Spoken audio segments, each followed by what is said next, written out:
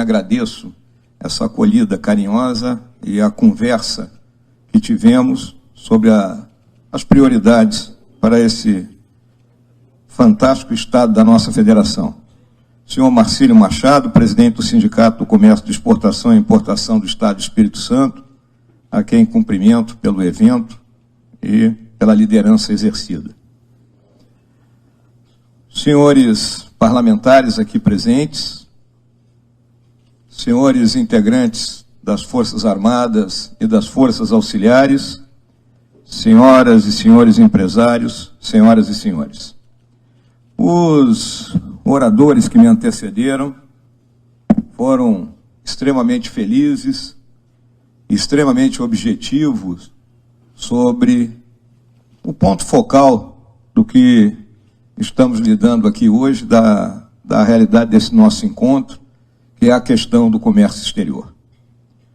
E aí, é importante que todos tenhamos consciência do que vivemos nesse mundo de hoje.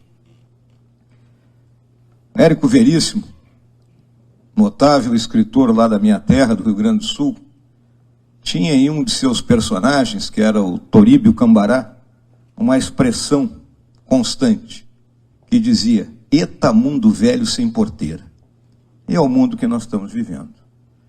Esse mundo da globalização, de uma intensa competitividade, de uma inquietação enorme, ele provoca mudanças contínuas. Essas mudanças, principalmente aí ao longo dos últimos 50 anos, elas sacudiram a nossa forma de ser, a nossa forma de agir e o modo como nos relacionamos. Quem é mais vivido aqui deve lembrar de um desenho animado aí da década de 60, que era os Jetsons. Pedro lembra, né, Pedro? Os Jetsons eram uma família futurista que tinha carros voadores, uma televisão que um falava com o outro. Bem, o futuro dos Jetsons chegou.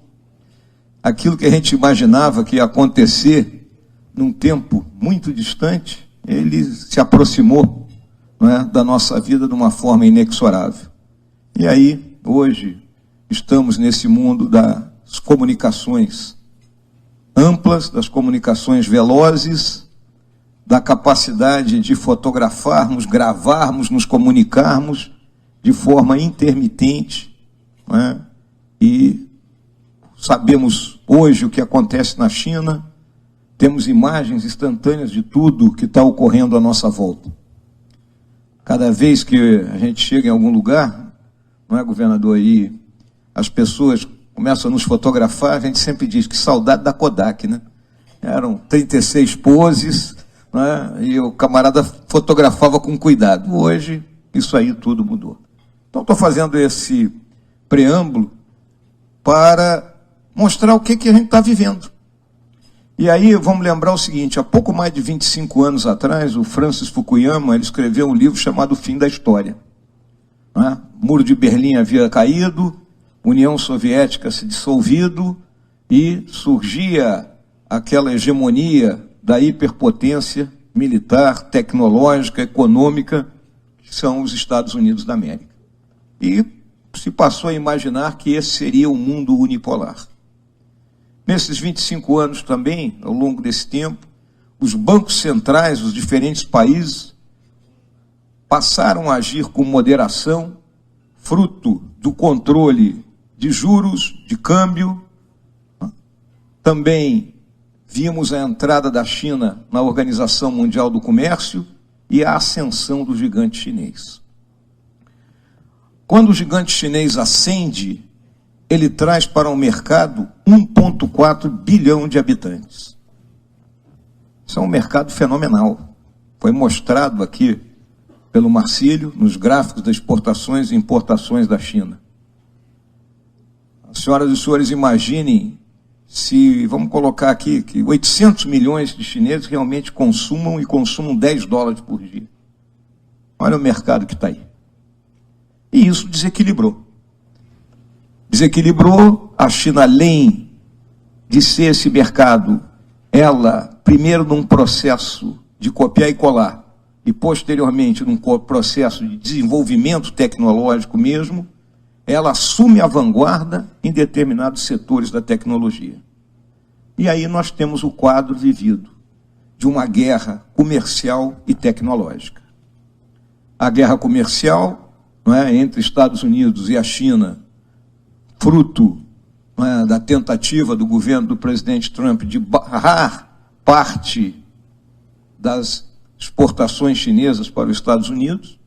A China desvaloriza o seu câmbio e aí é acusada de guerra cambial, e ao mesmo tempo nós temos a questão da tecnologia 5G, onde, se nós formos olhar, as maiores empresas que dominam esse mercado, duas são chinesas, uma é norueguesa, a outra é finlandesa. As empresas norte-americanas ficaram para trás. Ao mesmo tempo, também estamos entrando naquilo que se chama a economia do conhecimento, popularmente chamado aí de 4.0. Essa economia, ela alia o capital, a tecnologia e, principalmente, a capacidade de saber lidar com essa tecnologia. E ela está centrada numa constante inovação. É hegeliano isso aí, né? Hegel era o pai da tese, antitese e a síntese, né? Que era o choque das duas vontades. A inovação nada mais é do que isso. E ela tem que ser contínua. Por isso que eu me referi no começo que esse mundo está sem porteiro. Porque não dá mais para a gente dominar determinado nicho e depois sentar e achar que está resolvido o problema. Nós temos que constantemente buscar essa inovação. E isso tirou o equilíbrio que havia no mundo. Tirou o equilíbrio de determinados países. Então olhamos para a velha Europa, por exemplo. A velha Europa, na minha visão, ela bateu no teto. Ela não tem mais para onde se expandir. Então, foi mencionada aqui a questão dos agricultores franceses. Estão emparedados pelo que vem surgindo aí. Porque, por exemplo, aqui no Brasil, a nossa agricultura é 4.0. A nossa agricultura é moderna. Nós criamos processos aqui, fruto dos investimentos e dos estudos da Embrapa, como plantio direto, que nos permite colher até 3 safras por ano. Então, para aqueles países, nós também somos uma China. Nós temos um mercado enorme e temos essa capacidade de terra, água, energia. Vou chegar mais adiante nisso aí. A Europa hoje está parada. Viram que trimestre anterior aí a Alemanha teve um crescimento negativo, muito pequeno, mas negativo. A Alemanha é uma potência. Existe um termo que vem sendo usado para esses países todos que se chama japanização. Porque o Japão há muitos anos vem lutando com taxa de juros baixíssima, uma inflação baixíssima e um crescimento muito pequeno. Exatamente porque eu te falei, tudo chega no seu limite. Temos o papel da Rússia. As pessoas achavam que a Rússia tinha se acabado ali com o fim do comunismo. Não. A Rússia tem seus objetivos. O novo czar, que é o Putin, ele luta pela manutenção de sua área de influência, que é o leste europeu. Ele luta pelo acesso aos mares quentes, que são objetivos centenários do povo russo. Do czar Pedro Grande até o Putin, todos buscaram isso aí. Então ela não está parada. E ela veio colocar um pé aqui na América do Sul com a influência que tem sobre a Venezuela, para exatamente estar no flanco do americano. Também não podemos esquecer o que ocorre aqui na América do Sul. A América do Sul, comumente, julgam que nossos países são periféricos. Realmente, a nossa importância no concerto mundial é muito pequena. Temos a questão venezuelana, né? Essa questão venezuelana não é fácil de ser solucionada. Existem atores externos, como os cubanos, como os russos, como os próprios chineses, forças armadas divididas, narcotráfico, garimpo ilegal. Então é um problema, milícias, é um problema sério, não é para amadores, precisa muita negociação lá dentro. E não pode descambar jamais para uma solução militar vinda de fora. E temos que fazer tudo para que os venezuelanos não se matem uns aos outros. Porque uma guerra civil na Venezuela seria o pior do mundo para todos. Só não corre mais gente da Venezuela para o Brasil, porque a distância entre a nossa fronteira ali em Roraima e a área mais habitada da Venezuela, lá na região do Orinoco, é em torno de 600 quilômetros. Então existe um vazio demográfico aí. E ao outro lado da fronteira, onde eu tive a oportunidade de comandar, lá na Cabeça do Cachorro, São Gabriel da Cachoeira, é selva. Só se transita por rio. Então essa é a nossa vantagem de não ter um afluxo maior dos nossos irmãos venezuelanos fugindo para cá, para o Brasil. Temos o nosso vizinho do sul, a Argentina, que hoje, mais uma vez na sua história, declara uma meia moratória, com todo o reflexo que isso causa no mercado mundial. E aguardamos o resultado das eleições argentinas, mas sempre com aquela visão. A Argentina é o nosso terceiro parceiro comercial. Nós precisamos manter essa relação. Essa relação é importante. E é a relação básica de um mercado fundamental, que é o Mercosul. Para todos nós que temos a visão de comércio exterior. E o Mercosul é mais ainda do que isso. É uma união entre países que tiveram uma formação conjunta. Vamos lembrar Vice-Reinado do Prata e o Império Português aqui no Brasil. Paraguai. Temos a questão da energia de Itaipu. É outro assunto que tem que ser resolvido. Né? Tínhamos firmado um acordo aí que terminou não sendo bem aceito pela forma como foi conduzida.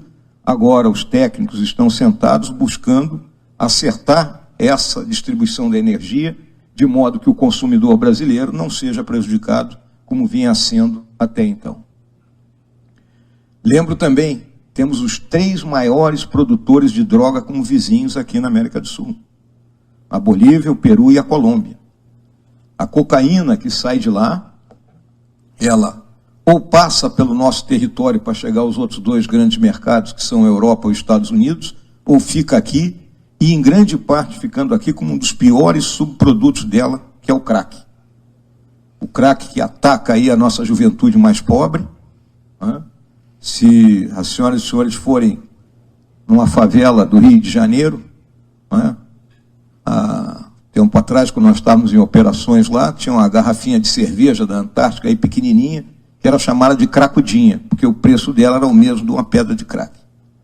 É isso, é a realidade que nós vivemos nessa periferia das nossas grandes cidades, e é outro assunto que eu vou tocar um pouco mais adiante. Então, temos que ter uma ação objetiva nesse combate ao tráfico de drogas internacional e, ao mesmo tempo, lidar com esses nossos vizinhos, porque não adianta o esforço só do lado de cada fronteira, ele tem que ser feito do lado de lá também.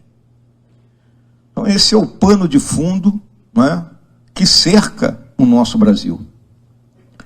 Brasil com 8,5 milhões de quilômetros quadrados, 7.500 quilômetros de costa e quase 17 mil quilômetros de fronteira terrestre com 10 países. Essa questão de fronteira não é algo simples de ser lidado. Os Estados Unidos faz fronteira só com 2 países. Canadá, 0 problema, e o México, que dá em torno de uns 3 mil quilômetros, a mesma fronteira que nós temos com a Bolívia é igual a dos Estados Unidos com o México. Toda, digamos assim, os recursos que aquele país possui, as senhoras e senhores sabem muito bem a dificuldade que eles têm para controlar a fronteira com o México. Então, é outro dos problemas que nós temos e que nós temos que buscar soluções conjuntas com os nossos vizinhos. Esse nosso território encerra riquezas incalculáveis, muitas ainda não estão medidas realmente, com meia dúzia de biomas distintos. Nós temos o bioma amazônico, nós temos o Cerrado, nós temos a Caatinga, nós temos a Mata Atlântica, nós temos o Pampa. bioma amazônico cobre mais de 50% do nosso território. E aí é importante também que não confundam os conceitos de bioma com a área, porque nós temos aquilo que se chama Amazônia Legal, que ela é maior do que o bioma amazônico. A Amazônia Legal abrange a área de Cerrado, porque ela abrange parcela do Mato Grosso, parcela do Tocantins e parcela do Maranhão. E aí eu vou fazer um parênteses para tocar exatamente na questão do meio ambiente, na questão da biodiversidade, que nós temos sido tão atacados. Né? Cometemos erros, sim. Todos os anos nós sabemos que agosto, setembro e outubro é mês de seca e mês de queimada. É igual ao 7 de setembro. A gente sabe que tem todo ano. Queimada também tem todo ano. Compete aos entes governamentais, em todos os níveis, travarem o combate às ilegalidades cometidas nesse momento. Existe gente que trabalha nessa fímbria, que eu chamo, nesse limite da fronteira, né, entre a selva e o cerrado, que ainda opera de acordo com o avô, com o pai, em conceitos antigos, né, de uso do solo. Ou seja, ele corta o mato, espera o mato secar, quando o mato secar ele toca fogo. Esse é o conceito. Então, aí que tem que entrar a ação do governo. Nós sabemos também de que dentro da área amazônica convivem 3 tipos de elementos que cometem essas irregularidades: o madeireiro, o grileiro e o garimpeiro. Esse trio, às vezes, pode ser cada um uma pessoa só, ou pode estar todo ele incorporado numa só pessoa. Então, nós temos que dar oportunidade de trabalho para essas pessoas, porque senão ela vai buscar um modo, um método de ganhar a vida. Temos que lembrar ao mundo que nós temos 2,6 milhões de quilômetros quadrados de área protegida. É uma Europa inteira. Somos o único país no mundo que tem isso. Se somarmos as áreas de proteção ambiental com as terras indígenas, dá exatamente isso aí. É 1/3 quase do nosso território. É área protegida. Sem falar naquilo que tem que ser preservado por cada proprietário rural, que na Amazônia é 80% e aqui é 20%. Então nós temos uma legislação extremamente avançada. E mais uma vez repito, uma produção agrícola que é das mais, que tem mais conhecimento embutido no mundo inteiro. A nossa matriz energética, são 88% dela energia renovável. É hidrelétrica, é eólica e é solar. O resto do mundo é só 25%. Então, o resto do mundo queima carvão, queima petróleo, mas nós somos os culpados pela poluição do meio ambiente. Então, é importante que esses dados estejam de nosso poder, né, para que de forma organizada e com argumentos consistentes, a gente rebata determinadas acusações que vêm acontecendo. Existe a queimada? Existe. Temos que coibir a queimada ilegal? Temos que coibir a queimada ilegal. Esse é o nosso papel como governo. Feito esse parênteses, eu volto, né, à nossa situação aqui no Brasil. O Brasil viveu aí uma crise política policial, né? Vamos colocar assim.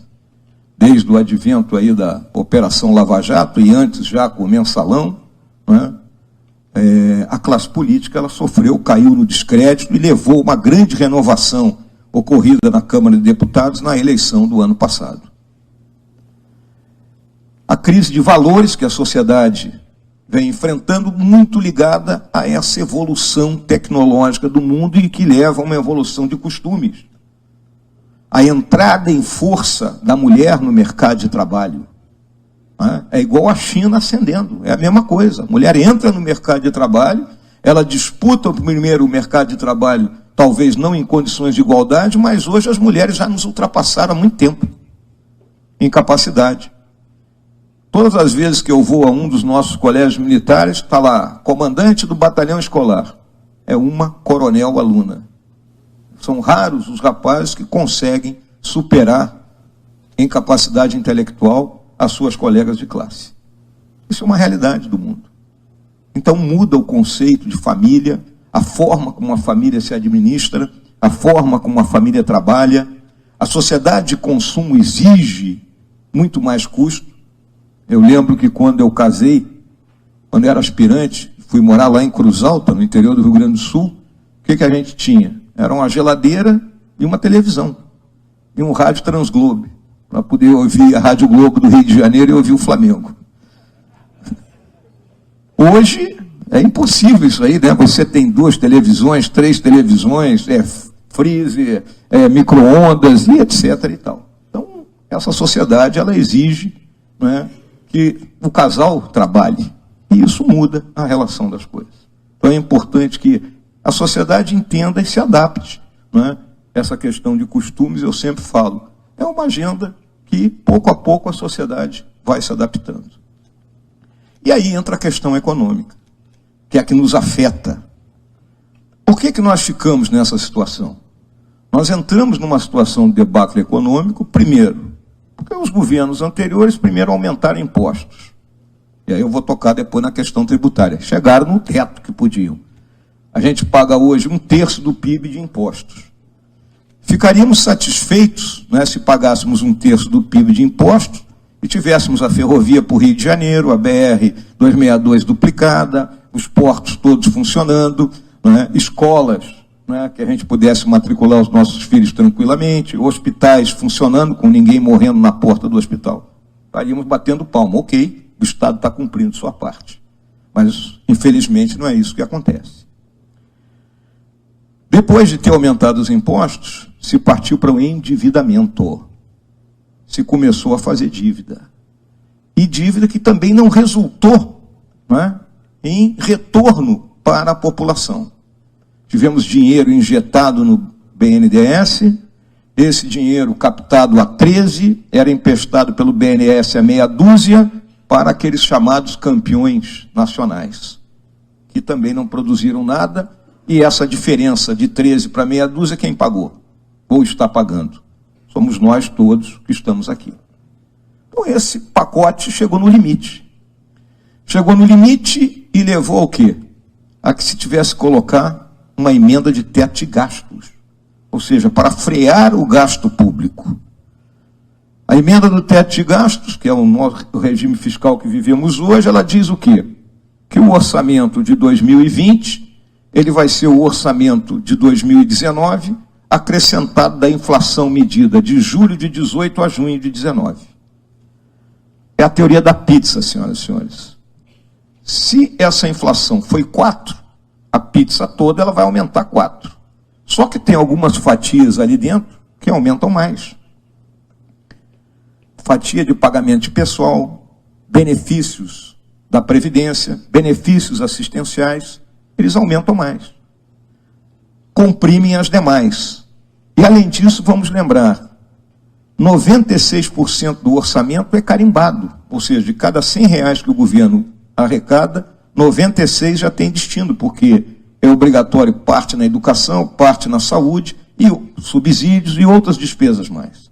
Sobrando apenas R$4 para o governo pagar o seu custeio e investir. Então essa é a situação. Só quem vive melhor que isso aí é o que o nosso Estado do Espírito Santo, que fez o dever de casa há algum tempo, né? E é exemplo para todo mundo.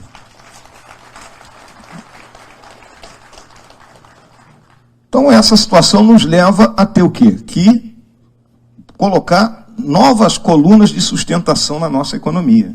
E quais são as 2 colunas que sustentam uma economia?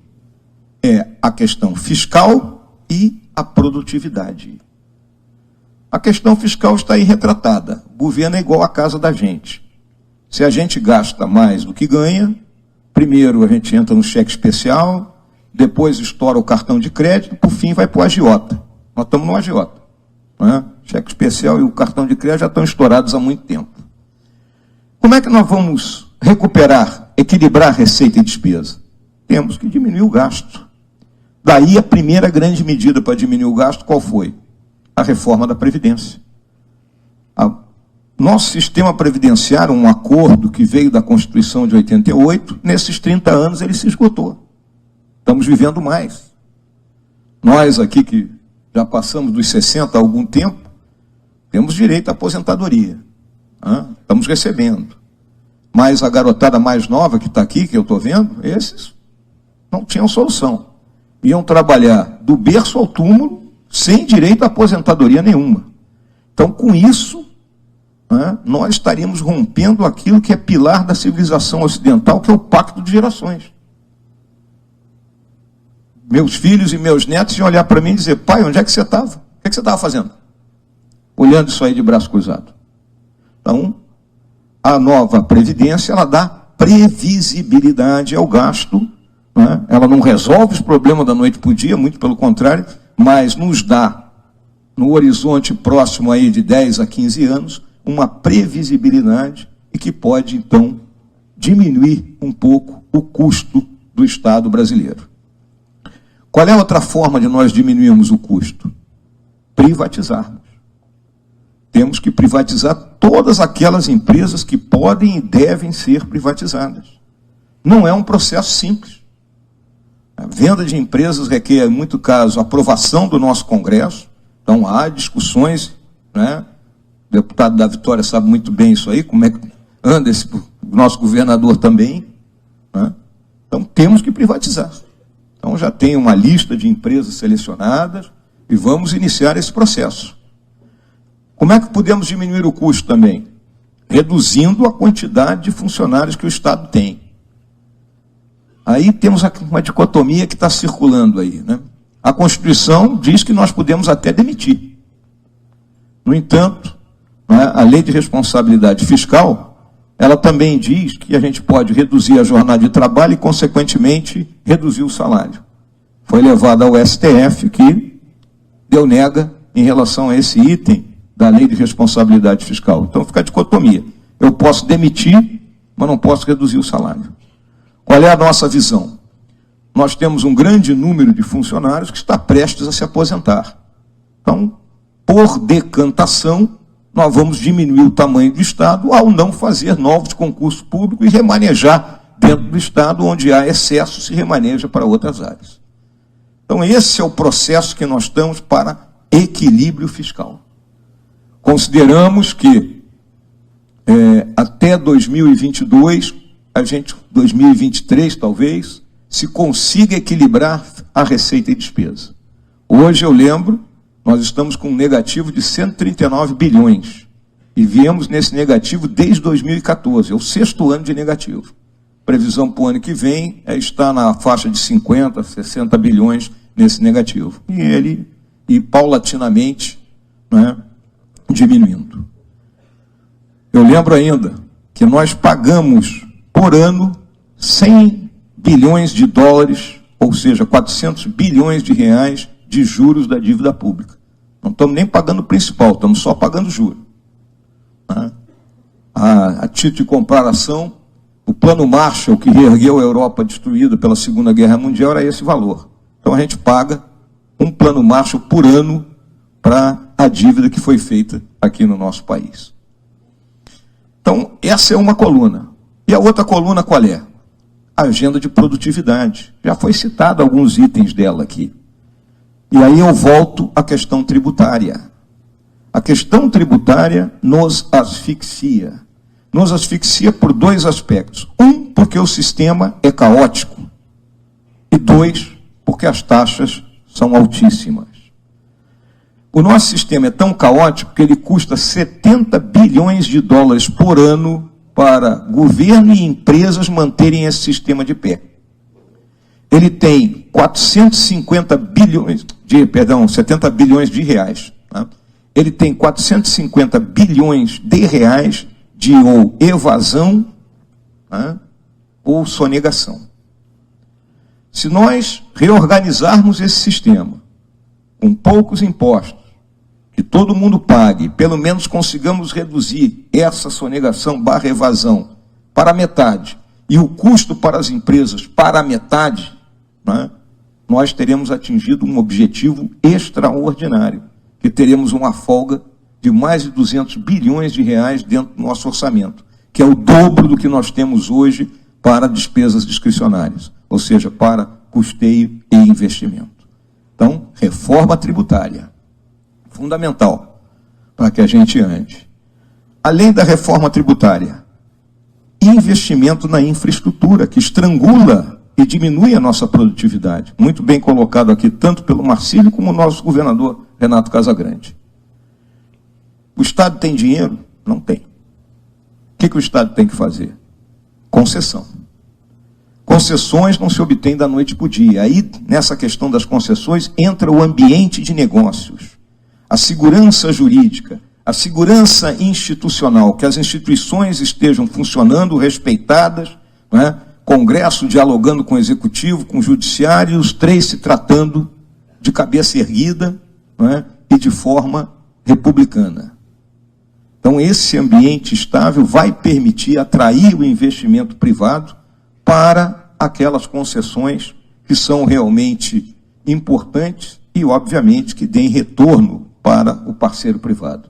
Competindo, então, ao Estado ficar com aqueles recursos que ele ainda tem para investir naquelas áreas que não são atraentes, mas que necessitam do investimento na infraestrutura. Então, concessões. E aí eu vou entrar em outro terreno que é caro às senhoras e senhores. Desregulamentar e desburocratizar. Todas as senhoras e senhores sabem esse custo aqui no Brasil. De registrar patentes, de pesquisa e desenvolvimento, de acreditar na palavra do cidadão. Não é o Estado que tem que, a priori, dizer que você está errado. Não, você registra seus dados, abre sua empresa e o Estado depois que prove que você fez alguma coisa errada. Vamos inverter a lógica do que vínhamos vivendo aqui no nosso país. Temos um excesso de regulamentação, de leis.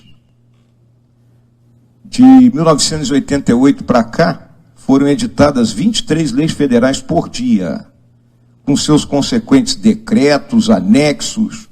Isso dá meia dúzia milhões de páginas. Né? É o paraíso dos advogados. Né? E todos nós somos obrigados, nas nossas empresas, a ter um grande número para poder estudar e saber qual é a regulamentação, qual é a lei que está valendo.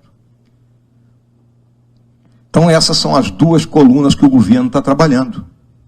Então, aí está a reforma da Previdência, o início da discussão da reforma tributária, que não vai ser fácil, né? Nós vamos ter que chegar a um entendimento, tem um projeto dentro do Senado, tem um projeto dentro da Câmara, o governo tem um outro, existe um projeto lá da Turma do Brasil 200, que é do Imposto Único. Então, nós temos que chegar a um denominador comum, conversar com as partes interessadas, os outros demais entes da federação, governadores, prefeitos, né?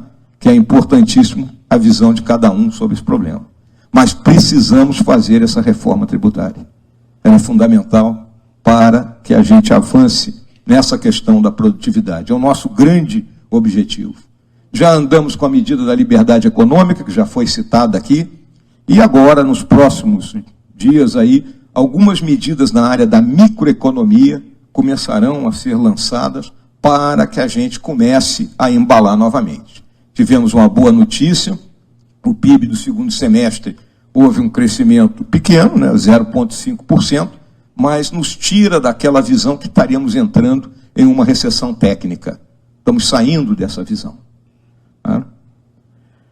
Também um outro assunto que é importante, né, que é a questão da segurança pública, que afeta a todos aqui no Brasil. E a questão da segurança pública, ela passa por 4 aspectos. Ela passa pela nossa legislação, que é um dos aspectos que está lá no pacote do ministro Moro, sendo discutido lá na Câmara de Deputados, tendo o capitão Augusto como relator. A nossa legislação, ela é leniente, ela permite que uma pessoa mate outra e 5 anos depois esteja na rua. Temos que discutir a questão de crimes cometidos por menor de idade, aquele rapaz de 17 anos de idade que mata uma pessoa e 1 ano depois está na rua. E as grandes quadrilhas do narcotráfico hoje usam esse grupo como soldados. Temos que aumentar a capacidade da polícia, capacidade tecnológica da polícia, integrando a atividade policial, não só dentro do próprio Estado, como entre os diferentes entes da federação. E a questão dos presídios. Os nossos presídios, em sua grande maioria, são verdadeiras masmorras medievais, onde estão misturados bandidos de alta periculosidade com aquele que roubou um par de chinelo. Então nós temos que ter uma noção muito clara de que, separando esses grupos de prisioneiros, né, esses grupos que cometeram crimes, né, o presídio também não pode ser uma colônia de férias para aquela bandidagem já de alto nível, né, e também ele tem que reeducar a pessoa, principalmente aquele que ainda tem condições de ser reeducado. Então a segurança pública ela tem que ser tratada dessa forma. E, permeando todo esse aspecto, existe o problema social. Se nós não buscarmos as soluções para o problema social, nós não vamos ganhar essa guerra nunca. E quais são as soluções? Então o governo está lançando programas que são destinados à primeira infância. A primeira infância mais pobre, porque nós sabemos que a criança desenvolve a sua capacidade cognitiva, a sua capacidade de aprender naqueles 5 primeiros anos de vida. Então nós temos que investir naquelas famílias que são mais desvalidas, né, para que essas crianças tenham acesso a uma creche, uma escola, né, e comecem a aprender desde cedo. Também temos que trabalhar com aqueles que já estão com a faixa dos seus 17, 18 anos e não trabalham nem estudam. Estão aí, zanzando nas periferias, pronto para serem agarrados pelo crime. Então, são 2 programas que estão sob a administração lá do ministro Osmar Terra, do Ministério da Cidadania, né, e que são importantíssimos, né, nessa questão da segurança pública. Também, saneamento básico. A maioria das nossas cidades não tem esgoto, ou despeja in natura nos rios e lagos e oceanos das proximidades, ou tem apenas uma pequena área de tratamento. Então, é outra área onde a iniciativa privada será bem-vinda para trabalhar. Então, essa é a nossa visão, é o que nós estamos buscando fazer para colocar o nosso país de volta nos trilhos. Essa é a missão que o presidente Bolsonaro se atribuiu. Porque uma coisa é clara, governar é preparar o futuro. Então nós temos que preparar o futuro do Brasil. Né? Tirar o Brasil daquelas zonas de atraso, desamarrar o país. Né? Eu sempre comparo com um cavalo capaz de ganhar uma Olimpíada, mas desde que ele seja montado por um ginete com mão de seda, perna de aço e cintura de borracha. O que acontece é que o Brasil está sendo montado, o Gustavo vinha sendo montado por um ginete de 100 quilos, perna frouxa e com a mão pesada. Então temos que dar asas, né, para que o Brasil vá para frente. E eu sempre gosto de recordar que esse país nasceu sob a égide da inovação e do empreendedorismo. Aqui nesse estado, senhoras e senhores, se fez parte da nossa história. E por que eu falo que nós nascemos sob a égide da inovação e do empreendedorismo? Os portugueses, quando se lançaram na busca do caminho das Índias e terminaram por descobrir o nosso país, eles usavam o que havia de mais inovador naquele tempo. A pólvora, a bússola, construíram a caravela. Caravela era uma nau de velas quadradas e velas triangulares, que podia navegar contra o vento. Isso era altamente inovador. E por que empreendedorismo? Uma vez chegado aqui no Brasil, criaram-se as capitanias hereditárias e elas foram entregues à iniciativa privada. Lembre que tínhamos a linha de Tordesilhas. Quem rompeu a linha de Tordesilhas? Foi a iniciativa privada. E gosto de falar sempre, desse estado, da capitania do Espírito Santo, saiu portugueses, indígenas e gente já nascida aqui no Brasil para fundar a cidade do Rio de Janeiro. Daqui saiu a tropa que desembarcou com Estácio de Sá, lá em 1º de março de 1565, construiu uma paliçada ali onde hoje é a Fortaleza de São João, na Urca, e ali iniciou a cidade do Rio de Janeiro. Então, viu, governador Casagrande? O Rio de Janeiro é filho do Espírito Santo. E, finalmente, eu também gostaria de dizer que nós temos que sustentar de toda forma, aquilo que são os pilares da civilização ocidental. E quais são esses pilares da civilização ocidental? Um eu já me referi, o pacto de gerações. Ele não pode ser rompido. Nós temos que passar o bastão para aqueles que estão nos sucedendo e passar o bastão em boa situação. Não é aquele cara na corrida ali do revezamento do 4x100 que joga o bastão para o cara e o cara acaba derrubando e perde a corrida. Democracia. Muitas vezes a gente julga que uma solução autoritária ela vai resolver o problema. Pode resolver ali de imediato, mas no médio e no longo prazo não irá resolver. A nossa herança cultural ibérica, né, muitas vezes ainda acha que o Dom Sebastião vai voltar lá da Batalha de Alcácer Quibir e vai nos salvar. Não tem Dom Sebastião para nos salvar. São a democracia e suas instituições que vão nos salvar. Ah, demora, nós vamos discutir o assunto. E aí entra aquilo que eu chamo do trio, do tripé, que o governo tem que se assentar. Clareza, para que todo mundo entenda o que nós estamos fazendo. Determinação para levar avante. E paciência para negociar tudo que tem que ser negociado. Junto com a democracia, capitalismo. O modo social de produção não deu certo em lugar nenhum. Então, o capitalismo, né, é a grande força, o grande motor que faz uma sociedade progredir. Né? E a sociedade civil. Aqui está um ente da sociedade civil, o Sindiex. O Sindiex, trazendo as suas demandas, construindo o que tem que construir, dialogando com os entes do governo, ele está fazendo o papel que a sociedade civil tem que fazer.